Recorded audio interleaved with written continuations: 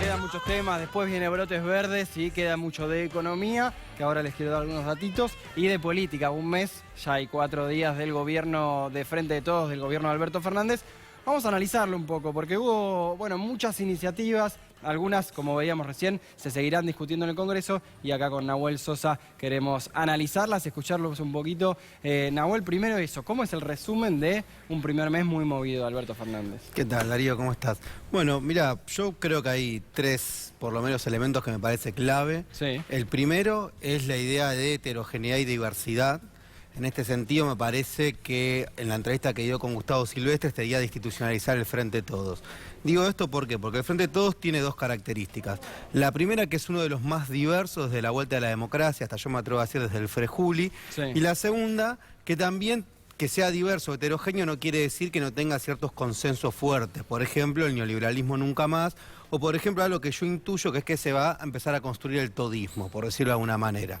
Te idea de institucionalizarlo. Lo segundo me parece un elemento... El todismo con Alberto Fernández siendo el todista, podemos decir. Sí, todos, digo, Alberto, Cristina, Massa, me parece que es necesario ese proceso de institucionalización sin perder una característica que tiene el Frente de Todos, que más allá de que conviven distintos referentes, distintas identidades políticas, desde Pino Solana, Sergio Massa, que conviven muchos de los nuevos emergentes, es decir, está compuesto por muchos colectivos feministas, por movimientos sociales, por juventudes, jóvenes contra el cambio climático, es decir, muchos de los actores que fueron protagonistas en la lucha de los 4 años contra el neoliberalismo. Segundo elemento que me parece clave es la idea del acuerdo social. Sí. Que uno lo puede ver desde 2 dimensiones. Una dimensión más institucional, que un poco la explicabas vos antes, esta idea del Consejo Económico y Social. Hay un modelo que se llama el modelo Polder, que se utilizó en Holanda o en varios países de Europa, que tiene que ver con esta idea de tener un espacio que habilite entre la sociedad civil y el poder ejecutivo. Pero me parece que hay algo del acuerdo social, para pensarlo en términos más culturales, que tiene que ver con la idea de posgrieta. ¿Qué significa la idea de posgrieta? Me parece que la idea de posgrieta es pensar que lo que divide a la Argentina no es la grieta, sino la desigualdad. Yo veo que Cambiemos, o un sector de Cambiemos, está muy agresivo y que quiere profundizar o quiere imponer un tipo de grieta. Y me parece que el acuerdo social no es negar el conflicto, sino tener un mecanismo para procesar ese conflicto. Sí. Entonces creo que ahí se abrió una nueva discusión de qué entendemos por acuerdo social, más allá de lo que se pueda dar desde el campo de las instituciones, sino también en materia de participación ciudadana. Y hay un tercer punto que me parece que es importante, que es esta idea de solidaridad, no como un eufemismo, ¿no? Sino como una solidaridad activa que promueve un gobierno de cercanía. Con esto que te quiero decir, Darío, me parece que empiezan a ser como elementos que dan cuenta o son signos de por dónde va a pasar el nuevo proceso político. Bien, ¿cómo ves entonces a lo mencionaste, a la oposición más engrietada, con un discurso del odio muy fuerte? ¿Va a ganar adeptos esa oposición, tirando piedras tan fuerte todo el tiempo, diciendo, con frases xenófobas, mucha discriminación, mucha grieta y mucha agresión? ¿Puede ganar adeptos? Mira, yo creo que no es de derrotista aceptar la derrota, me parece. Creo que hay un sector de la oposición que de alguna manera profundiza lo que se venían haciendo en las marchas del Sí se puede, sí. ¿Sí? Es decir, profundiza el discurso del odio. Y otro sector, recién veía, por ejemplo, con el caso de Evo Morales, la UCR, Cornejo, salió a criticar, a pedir que no le den más asilo, y sin embargo Storani y Alfonsín salieron a decir que históricamente la UCR no tuvo eso. ¿Qué me preocupa a mí en los discursos de odio? A ver, que el discurso de odio se basa del desconocimiento hacia el otro, se basa también entre un proceso de estereotipo hacia el otro, y hay como un combo, una articulación que se está dando que sí me parece peligrosa, que es esa idea de discurso del odio, un discurso republicanista y meritocracia, ¿no? Hay como que se generan, se articulan eso como si fuese un combustible de 3 elementos que en última instancia el objetivo final es justificar la desigualdad. Pero eso, perdón, Sí. desde la ignorancia pregunto, pero eso no debería ser que estimula a la gente a decir, o que estimula a votar o a ser parte de ese discurso solo a la élite. Sin embargo, esos discursos en otras partes del mundo y acá en Argentina también convocan a mucha gente también. Sí, por supuesto, digo, por eso uno, incluso cuando uno vamos al mapa internacional, uno ve la FED en Alemania, ve Trump en Estados Unidos, ve a Aurora en Grecia, es decir, es un fenómeno, si se quiere, propio de esta época. Entonces la pregunta, ¿qué se hace frente a ese fenómeno? Que crece y puede... También es peligroso porque va instalando disputas o va instalando determinadas formas de justificar esa desigualdad que hacen obviamente una sociedad menos democrática. Entonces, me parece que ahí hay dos, por lo menos, respuestas tentativas. La primera es la justicia social, como el mejor antídoto contra el discurso del odio. Y la segunda, que me parece a mí, que es esta idea de democratizar la democracia. Que creo que cuando se habla un poco del Poder Judicial, cuando se viene hablando de decir radicalizar la democracia, ¿qué significa esto? El discurso de odio tiene también cierto anclaje cuando vos dejás vacíos, ¿no? Porque muchas veces hasta parece como medio outsider, es como un castigo a la casta, Cuando no hablas de un tema, por ejemplo. ¿Cómo? Cuando no hablas de un tema, preferís evitarlo. Cuando lo negás, cuando lo evitás, cuando haces que un tema sea tabú, ¿viste? Claro, sí. Entonces, ahí el discurso del odio, ¿no? Digo, de alguna manera tiene como su, uno podría decir, su nafta, ¿no? Para crecer. Claro. Entonces me parece que la mejor forma de oponerse a ese discurso del odio es hablar de todos los temas y garantizar participación. Me gusta esa visión porque porque planteas que no es inevitable que crezcan estos mini Donald Trump del mundo, sino que evidentemente también es parte de la política y ahí sí depende del partido en el que estén, tratar de expulsarlos y abarcar todos los temas. Totalmente, porque cuando vos veas lo de Pichetto, ¿no? O los ataques que recibe Sabina Frederick, es decir, muchas veces esos tipos de ataques no son exabruptos, ¿sí? Esto es en espiral, es decir, son indicadores y que de alguna manera me parece que un sector del macrismo, encabezado por Macri, Marcos Peña y Durán Barba, si uno tendría que decir, fue pasando del no peronismo al antiperonismo. Sí. Y cuando vos hacías focus, por ejemplo, los últimos focus, las críticas que le hacían al kirchnerismo, a Cristina, ya ni siquiera era por una cuestión de corrupción o ética, sino era por la distancia social, es decir, porque le dan de comer a los vagos, porque le dan ascenso social. Entonces, el discurso de odio permanentemente revictimiza a la víctima. Sí. Y me parece que en ese sentido es peligroso porque si un sector de la oposición quiere ir a ese voto duro, por decirlo de una manera, porque yo lo que veo es que Cornejo, Pichetto van como compitiendo, hasta incluso el tuit que acabas de mostrar Edita Carrió, por quién representa ese discurso de odio.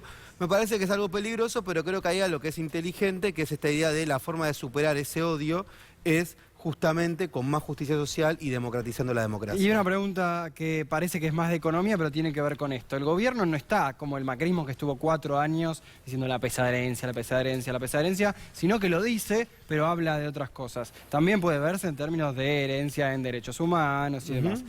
¿Cómo eso impacta o puede pegar en el electorado de Alberto Fernández o en el electorado que no lo votó, justamente en parte del discurso, y qué genera? ¿Genera menos odio? ¿Genera algo más fuerte? ¿Qué es lo que hace? Mira, yo ahí creo 3 cosas. La primera, es cierto lo que vos decís, creo que en todo caso se enfoca muchas veces más en la pesada herencia cultural, podríamos decir, que económica, porque me parece que siempre es importante resaltar que el neoliberalismo, antes de ser un proyecto económico, es un proyecto cultural. Claro, es un proyecto que te insensibiliza, que te promueve la pedagogía de la crueldad, que rompe los lazos sociales.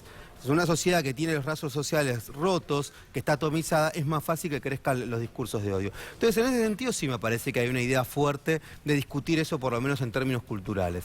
Es decir, de cómo una élite no solo hizo un negocio, por ejemplo, parte del discurso del odio que es, viven del Estado los choriplaneos. Cuando vos decís, si hay alguien que vivió en el Estado durante estos 4 años, fue una élite que utilizó al Estado para hacer un gran negocio. Sí.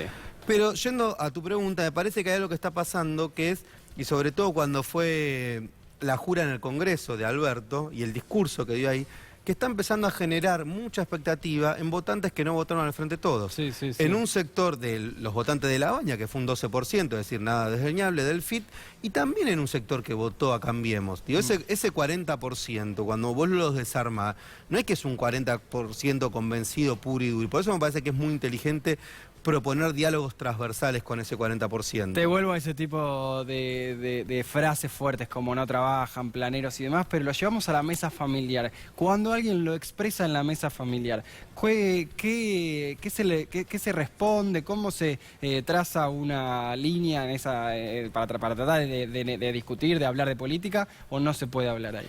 No, yo creo que hay que establecer una pedagogía de la escucha, o sea, no responder, ningunear la situación es subestimar. Subestimar algo que existe, guste o no, existe.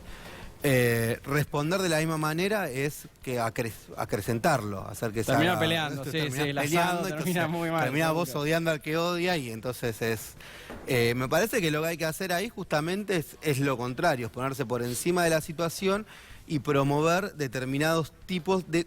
A ver, porque el discurso del odio, como todo discurso del odio, es un discurso simplista y reduccionista, que trata de explicar fenómenos complejos de forma simple, ¿no? Entonces la culpa de, no sé, todos los males de Argentina son los paraguayos. El amor es más complejo. ¿No? Bueno, entonces es más complejo. Cuando uno eso lo empieza, es muy probable que después un fanático del odio puede va a escuchar lo que él quiere, pero me parece que el problema es que no crezca esos discursos. Está bien. Y yo creo que ahí hay algo también, Daro, teniendo en cuenta que estamos en el primer mes, que yo hoy comparaba las medidas que tomó Macri en su primer mes y las medidas que tomó Alberto en su primer mes, salvando las diferencias, ¿no? A ver. Pero mira, algunas de las primeras medidas que tomó Macri en su primer mes. Recordemos, sí. Pago fondos buitres. Sí. Intento de decreto de los jueces en la Corte Suprema. Tarifazo. Saca los subsidios y le da amplias facultades a Aranguren. Sí. Y se tomó vacaciones. No sé si te acordás que apenas asumió, después de hacer eso, Bueno, se eso fue de pasaba muy vacaciones. seguido, sí, no. Me parece que es muy distinto cuando uno dice, bueno, el primer mes de Alberto, el plan Ellas Hacen, la tarjeta alimentaria, es decir, el plan de emergencia sanitaria. Y me parece que más allá de medidas concretas, que obviamente son muy importantes, también hay dos hechos que desde el plano simbólico me parece importante resaltar. El primero es dar clases en la UBA, es decir, voy a dar clases, vuelvo a reivindicar a la educación pública frente a un proceso de 4 años de denostación de la educación pública. El segundo, la participación en la capacitación de la ley Micaela. Es decir, me parece que son hechos que no son solo gestuales, sino que marcan un rumbo en sociedades que, como tratábamos de entender antes, no solamente se guían por las desigualdades económicas, sino también por las injusticias simbólicas. Bien, ahí Alberto Fernández desde el primer momento trató de mostrar, ya incluso en la jura y cómo arrancó su gobierno. Quiero volver a la mesa familiar porque es algo de lo que habla Alberto Fernández. Y ahí, así cerramos y tratamos de resumir un poco esto. ¿Te parece que se puede ir en un camino de conciliar esa mesa familiar o es complicado? Yo creo que sí, que tiene que ser un esfuerzo del gobierno y sobre todo de la sociedad civil. Me parece que hay que pensar que el 10 de diciembre no solo hay un nuevo gobierno, sino que se inauguró un nuevo proceso político. Y me parece que es importante entender que uno de los éxitos culturales que tuvo relativamente el neoliberalismo fue negar el conflicto. Claro. ¿Qué hace el neoliberalismo? Te niega el conflicto en nombre del diálogo mientras hace políticas de ajuste que recrudecen el conflicto. Parte de lo que decías al principio. Entonces, también, claro. Uno podría decir, bueno, no es negar, dentro de la diferencia, la disidencia, y dentro de esos distintos conflictos, tengamos un ámbito donde procesar el conflicto. Sí, seguiremos hablando de este tema que es una de las... Desde la mesa familiar hasta el Consejo Económico Social. Exacto. Pero hay algo que vos dijiste que es importante, no es solo desde las instituciones, tiene que tener este anclaje de abajo hacia arriba, porque si no puede quedar desfasado. Desfasado, y es parte de lo que es el objetivo de que no sea así. Un placer y muchas gracias, Nahuel, por haber venido.